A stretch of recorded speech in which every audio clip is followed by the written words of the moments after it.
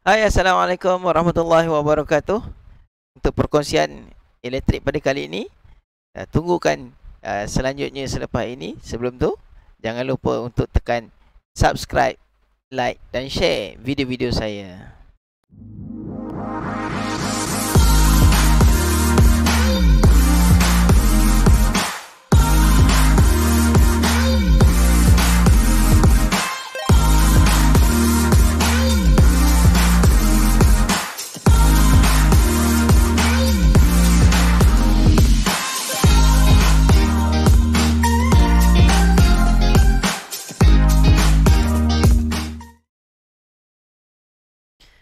Baik, terima kasih kepada semua yang telah pun tekan button subscribe untuk channel ini. Okey, hari ini saya nak buat sedikit perkongsian berkaitan dengan topik, bukan topik lah, sikit-sikit saya nak berkongsi berkenaan dengan nilai rintangan elektrod bumi. Dia sebab saya tengok ada beberapa beberapa soalan, beberapa komen dekat tempat-tempat yang tertentu yang saya baca lah, antaranya Facebook, perbincangan-perbincangan kumpulan-kumpulan tertentu berkaitan dengan nilai rintangan bumi. Sebab dekat situ dia orang bertanya, bertanya tentang nilai rintangan bumi yang sebenar. Sebab ada yang kata mesti buat 10 ohm, ada yang kata kena buat 8 ohm, ada yang bercakap pula boleh 500 ohm. Yang mana satu sebenarnya? Okey, hari ini saya nak share berkenaan dengan nilai rintangan bumi ni. Untuk benda yang kita tanam, elektrod bumi tu, nilai rintangan yang bersesuaian tanah tu. Sebelum tu kita tengok dulu apa sebenarnya yang dikatakan sebagai pembumian. Pembumian ni adalah satu bahagian konduktor yang terdedah, bahagian logam, bahagian logam yang pada konduktor terdedah tu, dan kita sambungkan kepada bumi. Jadi macam mana kita sambungkan? Kita buat dengan pendawaian ataupun penyambungan melalui wire bumi ataupun kabel bumi, earth, kabel earth. Dalam MSIEC, Malaysia Standard 1936/2007, dia kata tu pembumian tu, earthing. Exposed conductive part, example metal part, shall be connected to a protective conductor, example to the earth, wire in a TT system. Tu benda yang saya tulis kat atas tu lah, saya permelayukan dia. Bahagian yang terdedah, bahagian konduktor terdedah, iaitu bahagian logam, perlu disambungkan kepada bumi dalam sistem pembumian kita, iaitu sistem TT. Kita ada beberapa sistem pembumian, kita ada TT, kita ada IT, kita ada TN. Dalam TN dia ada pecah lagi, TNC, TNS, TNCS. Yang ni dikatakan tadi penyambungan dalam sistem TT. Apa yang kita bumikan? Tu kalau tuan-tuan nampak dekat situ, dekat sini, ini adalah kita punya DB dekat rumah lah. Ataupun yang ni untuk single phase, yang ni untuk three phase. DB kita ni, kita buat wiring, semua dalam pendawaian kita, mana bahagian yang logam perlu disambungkan kepada elektrod bumi. Jadi isu elektrod bumi ni, banyak orang berbincang berapa nilai sebenar kadar rintangan bumi tu untuk kita buat penanaman elektrod ni. Kita tengok dekat sini. Yang ni adalah sumber rujukan daripada buku garis panduan pendawaian elektrik rumah ataupun bangunan kediaman. Dalam buku garis panduan yang dikeluarkan oleh Suruhanjaya Tenaga, dia buat dekat situ nilai rintangan elektrod bumi adalah 500 ohm. Waktu bila pula nak pakai 10 ohm? Kat sini dia kata elektrod bumi bagi penangkap kilat 10 ohm. Bagi elektrod bumi pemasangan yang dilindungi oleh PAB. Apa itu PAB? Pemutus arus baki. Dia bagi tahu situ 500 ohm dengan star. Apa benda star tu? Jadi benda ni yang selalu orang berbincangkan. Sebenarnya rintangan bumi ni nak pakai 500 ohm ke nak pakai 10 ohm? Kalau kita tengok yang banyak institusi ataupun banyak tempat-tempat yang mengajar akan terangkan benda ni. Bila tanah elektrod bumi, nilai bacaan dia mesti bawah 10 ohm. Betul. Yang tu pun tak salah. Jadi kita nak rungkaikan apa benda yang pertikaian orang tentang 500 ohm dan juga 10 ohm ni. Mana datang nilai 500 ohm?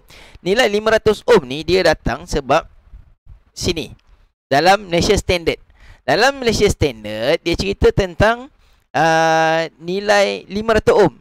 Mana ada kat situ tunjuk RAIA sama dengan ataupun kurang daripada 50 volt. Okey, besar daripada kurang daripada 50 volt. Okey, kita tengok kat sini. Ini dalam Malaysia Standard. Malaysia Standard ni dia keluarkan, yang saya jumpa, dia keluarkan dalam bahasa Inggeris lah.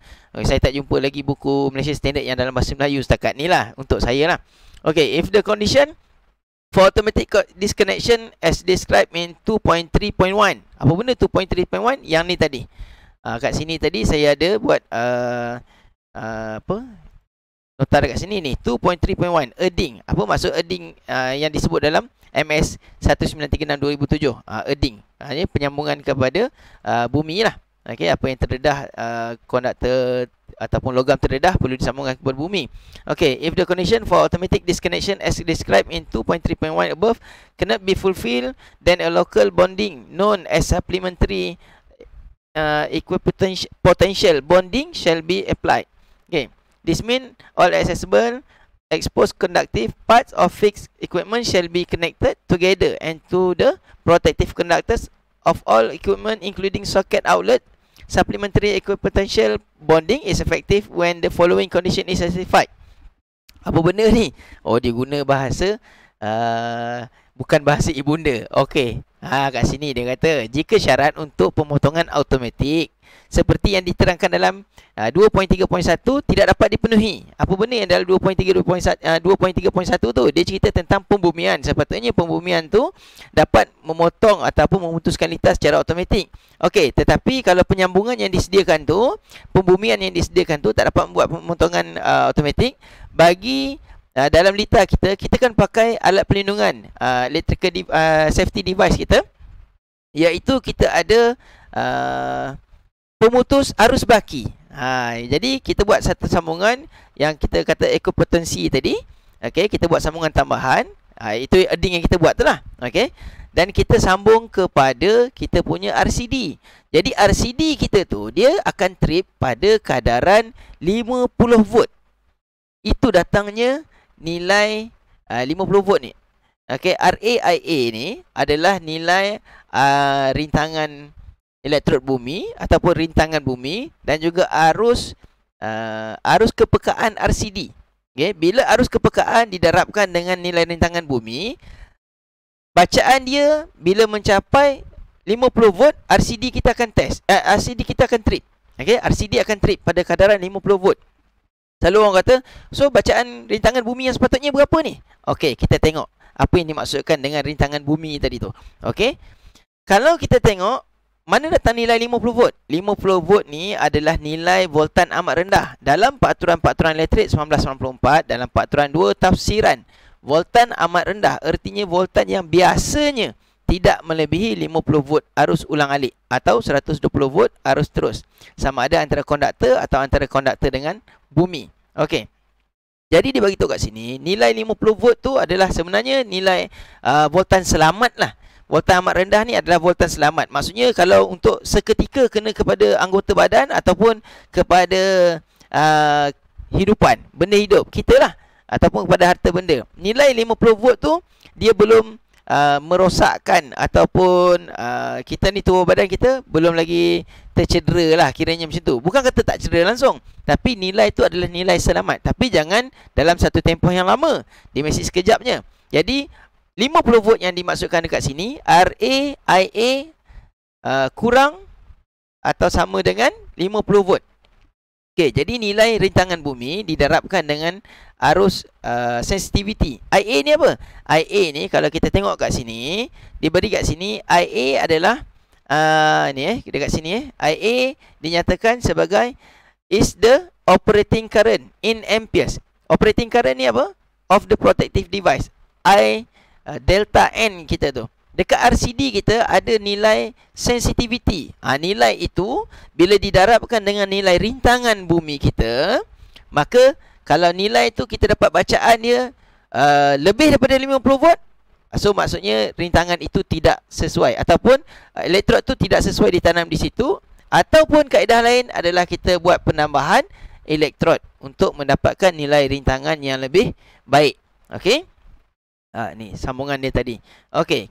Bila kita cerita voltan amat rendah, kenapa dia cerita kat situ? Sebab dalam MS IEC dia ada cerita tentang a protective device. Example, circuit breaker of fuse circuit breaker. Jadi kita ni pakai RCD tadi, circuit breaker kita, safety device kita.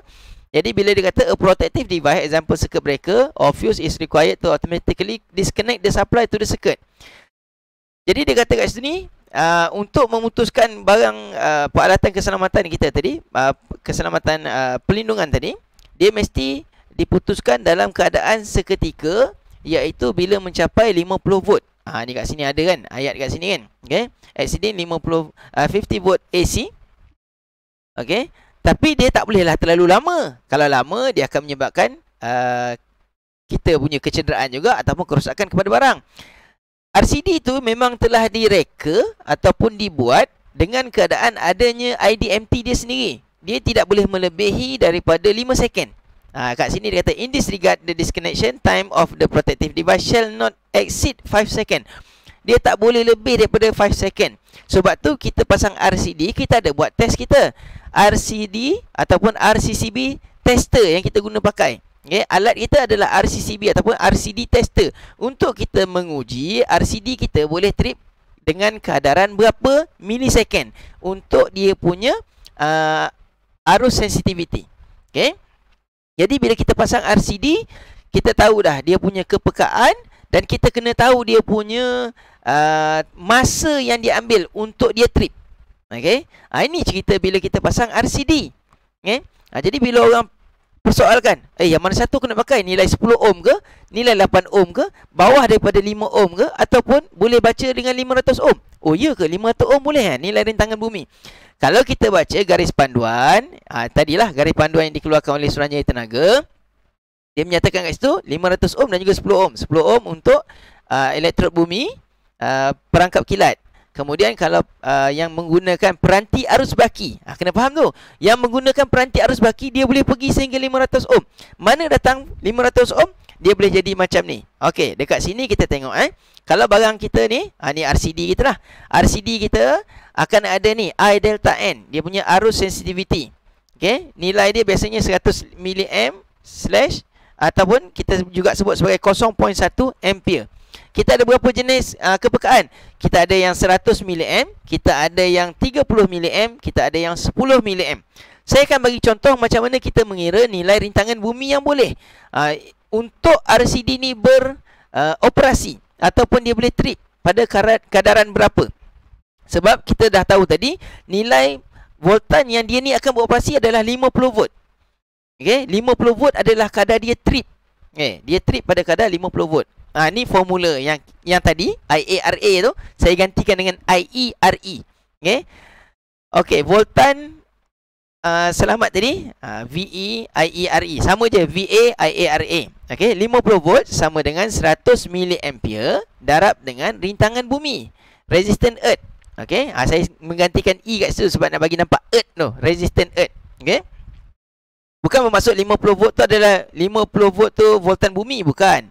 Okay, nak bagi tu voltan selamat adalah 50 volt. Jadi RCD kita direka dia akan trip pada kadaran 50 volt. Okay. Jadi pada kadaran 50 volt, kalau RCD kita berkepekaan 100 mA, maka rintangan yang boleh untuk RCD tu, okay, maksudnya rintangan bumi yang bersambung kepada RCD kita, memang kita punya earding tak ada sambung dekat kita punya RCD. Okey, earding kita, kabel earth tak sambung kepada RCD, tetapi dia bagi tahu mana-mana perpasangan yang menggunakan RCD ataupun PAB tadi, yang menggunakan PAB, nilai rintangan bumi dia boleh mencecah 500 ohm. Ni yang dalam garis panduan Suruhanjaya tu. Okey, dia bagi tahu resistant earth adalah 500 ohm kalau kita punya RCD berkepekaan 100 mili. Kalau RCD kita berkepekaan 30 mili, okey, maka kita akan dapat nilai rintangan bumi yang boleh adalah 1666.67 ohm. Okey, jadi saya harap dengan perkongsian ini, maka terlerailah persoalan pertikaian berkaitan dengan berapa nilaian rintangan bumi yang sepatutnya. Okey, so kita kena faham apa itu yang dimaksudkan dekat situ dengan nilai rintangan bumi 500 ohm yang ada star tu, dan juga nilai rintangan bumi perangkap kilat 10 ohm. Okey, nilai yang terbaik untuk rintangan bumi adalah serendah yang mungkin. Tetapi di sini yang dicerita tentang 500 ohm adalah RCD kita. boleh bekerjasama dengan rintangan bumi yang tidak melebihi nilai 500 ohm tu. Okey, RCD kita juga boleh trip yang pertama dengan keadaan unbalanced current, arus tidak seimbang. Okey, bila arus tidak seimbang dia boleh trip, dan juga keadaan yang kedua sekiranya berlaku kebocoran bumi, RCD kita seboleh-bolehnya dia akan beroperasi juga. Jadi itu maksud dia dengan RCD. Kalau pakai RCD maka nilai rintangan bumi dia boleh pergi kepada 500 ohm. Kalau tengok pada 30 mili boleh pergi sehingga 1666 ohm. Okey. Jadi, moga dengan perkongsian saya ini dapat meleraikan persoalan-persoalan yang mungkin timbul di kalangan tuan-tuan, di kalangan pengajar-pengajar, di kalangan orang-orang kompeten, di kalangan orang-orang yang buat kerja elektrik. Moga-moga benda ni bermanfaat. Sama-sama kita teruskan berkongsi ilmu-ilmu yang mempunyai kebaikan untuk kita bersama. Okey, sekian dulu daripada saya. Jangan lupa like, jangan lupa subscribe, jangan lupa share video-video saya. Terima kasih. Assalamualaikum. Jumpa lagi.